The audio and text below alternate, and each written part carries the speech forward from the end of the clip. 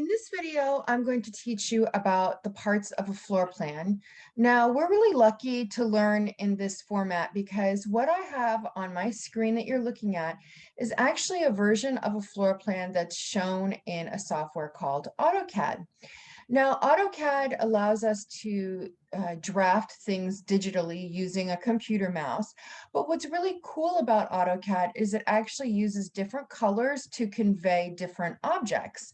Now, you'll learn more about this if you take your AutoCAD class, but for right now, I just wanted to draw your attention to the fact that in this version of the floor plan that you're looking at, you're going to see different colors that indicate things like doors and furniture and room labels. And it's just a special way of helping to visualize things more clearly for the person drafting in AutoCAD. So what you're seeing here is a version of a floor plan. Now we're going to talk through some of the parts of this floor plan right now. Now, you can see here, the first thing I want to talk about is the building shell. Now, when we look at a floor plan, we are seeing the building shell as if we are floating about 5 feet or so off the ground and looking down. And so you can see here, we see parts of the building shell, these thick walls right here. We see these lines. I'm going to zoom in. You can see these lines as double lines indicate glass, as you would see in a window. And so that's the windows right here. You can see red indicating door swings.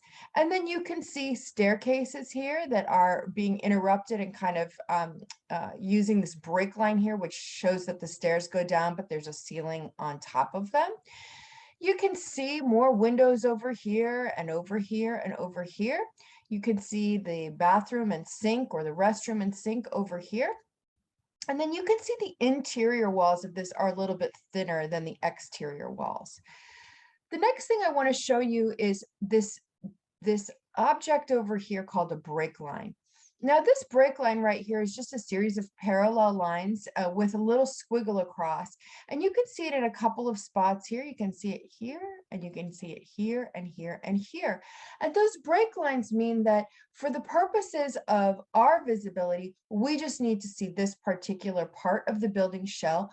But these break lines indicate that there's more to this building or more to this drawing. And the drafts person is breaking the drawing at this point. And so even though this building itself may be much larger than this, the drafts person has created some break lines here so that it kind of contains our view and makes our scope nice and small.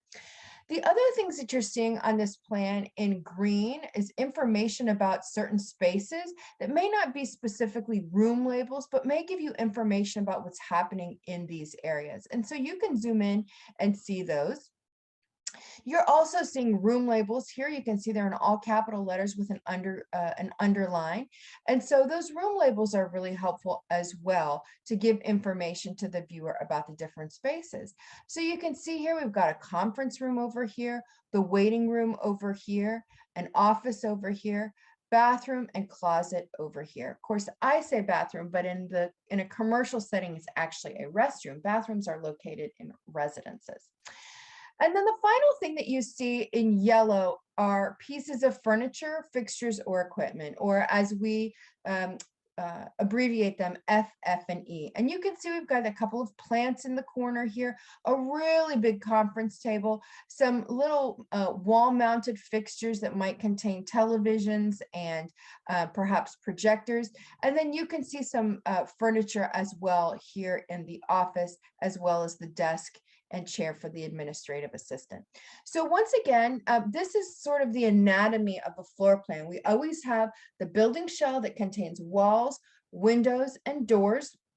There's always furniture indicated as well. And then there's annotations such as room labels or area labels or any other pieces of written information that we may need to understand our plan.